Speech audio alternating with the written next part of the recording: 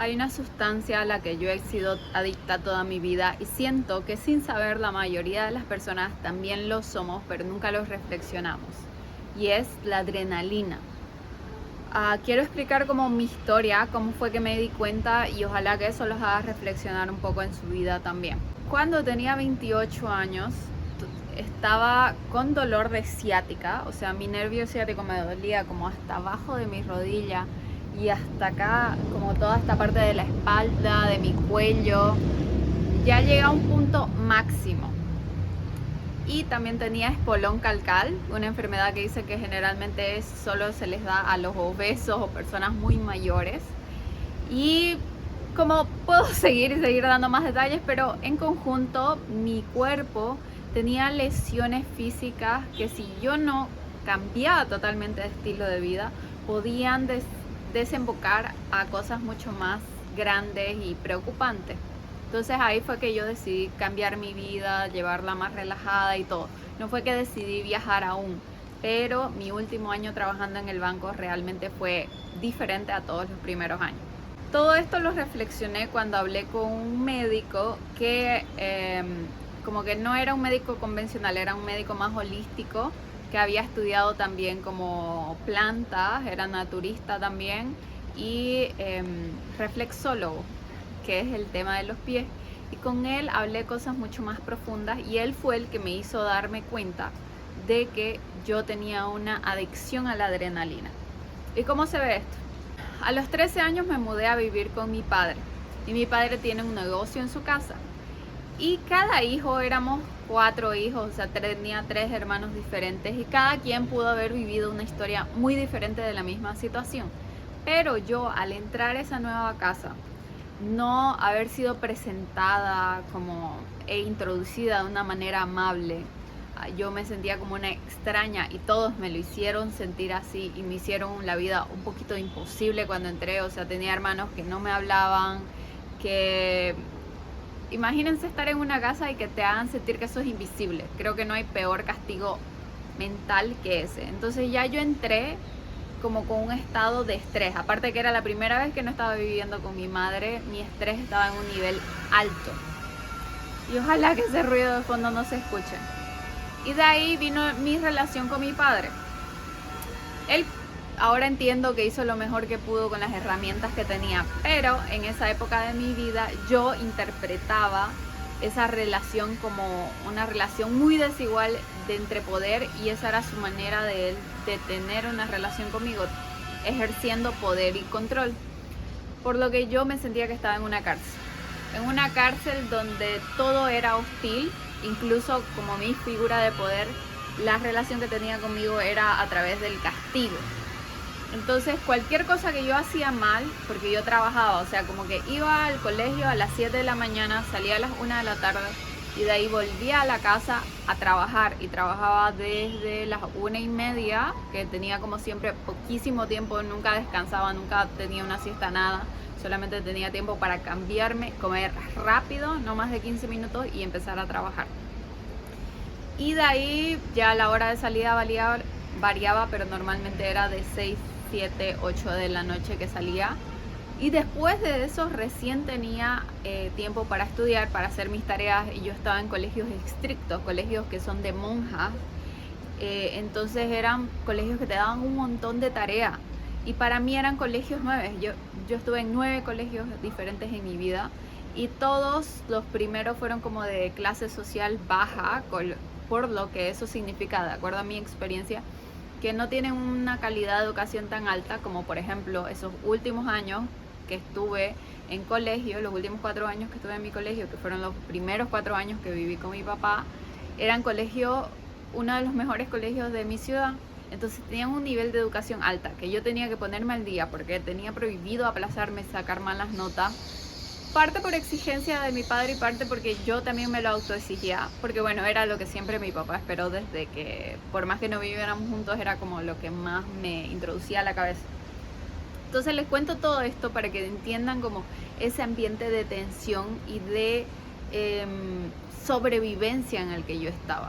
Como que yo hacía cualquier movimiento y a mí me trataban como lo magnificaban todo y me hacían sentir súper mal Y no era como una reteada o una llamada de atención en privado, era una llamada de atención en el negocio familiar enfrente de un montón de clientes desconocidos. Entonces, todo el tiempo vivía con miedo y cuando vivís con miedo, tu cuerpo genera un montón de adrenalina en el que estás todo el tiempo atenta y en estado vigilante y alerta a todo. Entonces, ¿qué pasa cuando tu cuerpo vos lo mantenés tanto tiempo en ese nivel? Se comienza a agotar. Y yo en esa época, a los 14 años, 14, 15 años, ya empecé a tener dolores de mi ciática. O sea, ya yo lloraba en las noches porque me dolía la espalda y no entendía. Y un día de esos fui a llevarla a mi abuelita, la mamá de mi mamá, al médico, y ahí vi que las consultas en un hospital público eran como 15 bolivianos, algo así, y me sorprendí. Yo siempre había relacionado como los doctores con precios más altos.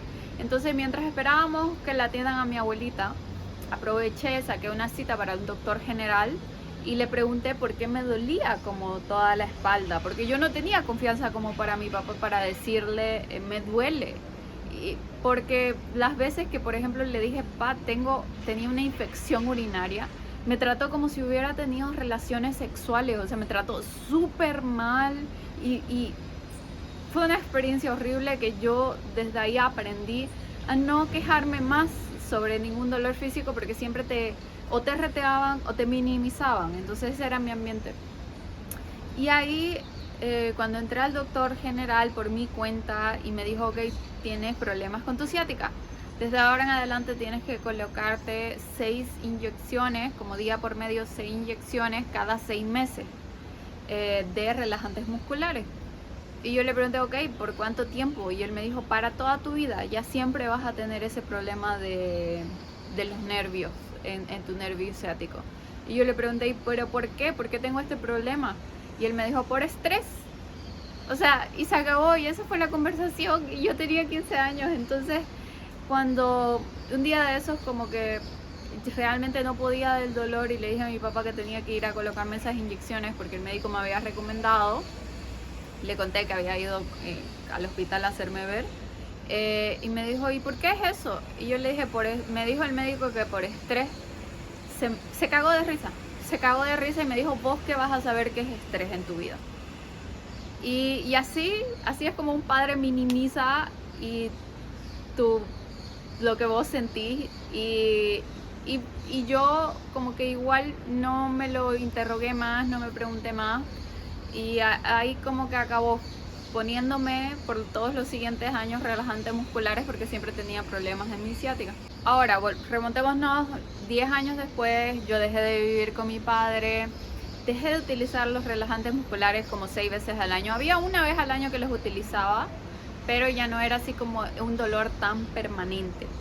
Hasta que comencé a trabajar en el banco de nuevo. Y uno siempre, quiero que vayan como entendiendo un poquito más cómo a través de mis experiencias y cómo nos pasa a todos los seres humanos, como que aprendemos a siempre vivir en esta relación. Y yo iba cambiándome de trabajo en trabajo hasta que entré en banco. En el momento que entré en el banco me quedé porque sentí el banco un hogar. O sea, ese nivel de exigencia de estar ahí como todos machucándote y toda la presión y saber que si cometes un error puede implicar un gasto financiero para ti. Y tú estás ganando $300, por lo tanto si cometes un error se podría ir fácilmente $200 de tu salario en un error. Entonces como yo entré a un nivel de presión y de adrenalina tan alto que en mi cuerpo eso se sintió hogar. Entonces somos así, o sea, lo que se siente hogar, no importa si es bueno o malo, muchas veces nos quedamos ahí porque eso se nos siente familiar. ¿Y qué significaba así tener esta adicción a la adrenalina? ¿Y por qué a mi cuerpo yo siento que le gustaba tanto esto? Porque imagínense si en este momento viene alguien y me da una apuñalada o te dan una apuñalada a ti. Tu cuerpo, como se llena tanto de adrenalina, vas a poder correr, vas a poder enfocar tu cabeza, vas a poder hacer un montón de cosas y vas a ignorar eso que te duele. Entonces, yo siento que parte del mecanismo que buscaba mi cuerpo era un lugar donde genere tanta adrenalina para ignorar todos los problemas físicos que tenía. Entonces por eso era, cuando ya yo llegué por fin, después de comenzar a hacer terapias y todo lo demás, pasé a este reflexólogo. Yo creo que él merece que haga un capítulo aparte de todo esto. Pero pasé con él y fue como que después de varios meses, cuando él comenzó a darme puros remedios naturales y yo comencé a bajar, como él a lo que me explicó después me hizo bajar los niveles de adrenalina, porque me dijo que yo era una zombie en vida. Y yo le creo, porque hay muchas cosas que hablamos en las primeras sesiones que meses después volvimos a hablar. Y yo le digo, pero yo no me acuerdo que me haya dicho esto, yo no me acuerdo que haya, o sea, no me acordaba muchas cosas. Y él me dijo algo muy importante, me dijo, eras un zombie que solo hacía las cosas automáticamente, estabas demasiado en modo sobrevivencia. Y siento que eso es lo que nos pasa a todo mundo que entramos como en este mundo laboral. Y en mi caso, yo creo que acepté todo eso porque ese era mi ambiente familiar. O sea, así crecí en mi familia.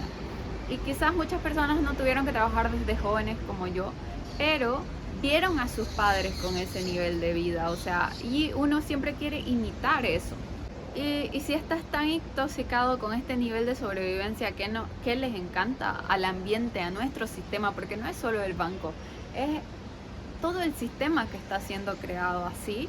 Les encanta como que tenernos ahí en modo sobrevivencia. Cuando estás ahí solamente tenés la suficiente energía para pensar en sobrevivir, no te cuestionas nada, no te cuestionas por qué solamente tenemos, como en Bolivia, 15 días de vacaciones al año. Bueno, yo creo que hacen todo eso para que no nos pongamos a pensar y a analizar qué tan mal estamos en el sistema.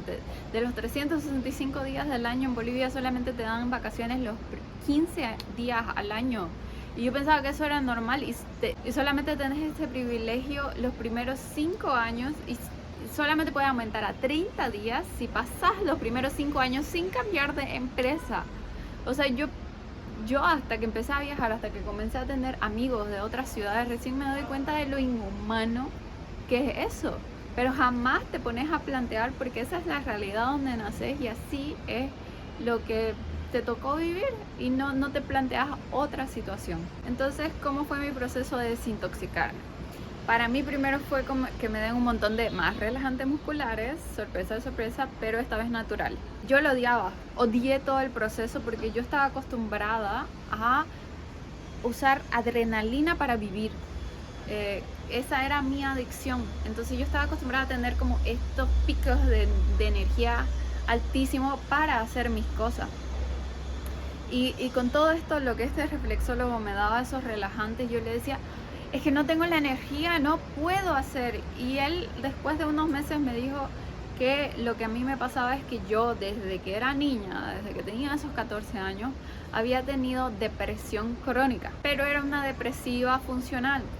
Ya yo he escuchado muchos podcasts, he leído mucho al respecto y tiene todo el sentido del mundo. O sea, así fue mi vida, así fue como todos mis mecanismos. Pero como era tan funcional y era tan productiva y no quería defraudar a ninguna persona, sacaba toda esta adrenalina y era la que con esa adrenalina tenía toda la energía para hacer las cosas que se suponen que tengo que hacer. ¿A costa de qué? A costa de enfermarme, a costa de matarme, a costa de que casi me dé cáncer en el cuerpo. O sea, yo cuando realmente fue un cambio en mi vida también fue cuando el médico me dijo que si seguía por ese camino, esos quistes que yo tenía en mis pechos estaban en camino como a desembocarse en cáncer. Entonces, y ahí fue cuando decidí cambiar toda mi vida y le hice desde la raíz, con terapeutas, aprendiendo cuáles eran mis patrones y cambiándolos totalmente. Y cuando yo estaba mal en el banco, iba a fisioterapeutas, iba al médico, iba a muchas cosas como que durante la semana, ahí fue que fui encontrando y viendo esta otra cara de cómo todos en esos ambientes estamos en las mismas situaciones. Como todos estamos mal de la espalda, no duermen bien, están intoxicados de cortisol. O sea, todos tenemos esto y es como nuestra charla del día a día, es nuestra nueva normalidad. Este es uno de esos videos que no sé si realmente pude concretar la idea, si realmente me pueden entender. Pero ojalá que les haga reflexionar si es que también ustedes no son adictos a la adrenalina y que no está bien que vivamos así todo el tiempo, con dolores de cuerpo, con ansiedad todo el tiempo, sin dormir bien, como que todas esas expresiones que se da a causa de la raíz de todo esto, que es que estamos en ambientes laborales mierda, que nos hacen, o sea, que les encanta mantenernos así, porque así no tenés tiempo ni energía para plantearte qué otras maneras de vida hay. Y yo en este año, especialmente en el que estoy en Brasil, estoy explorando eso, qué otras cosas, qué otras maneras para vivir ahí, cómo son, como vivir en comunidades, cómo es vivir en colaboración constante, cómo es vivir como de otra manera alternativa. ¿Es viable? ¿Es posible? ¿Es una solución a largo plazo? Eso es lo que yo estoy experimentando. Pero antes de como hablar de esos temas que ya hablaré, los prometo, más de mis viajes, quería como plantar estas bases de qué fue lo que me trajo acá. Y lo que me trajo acá fue haber crecido en una casa donde se normaliza todo esto.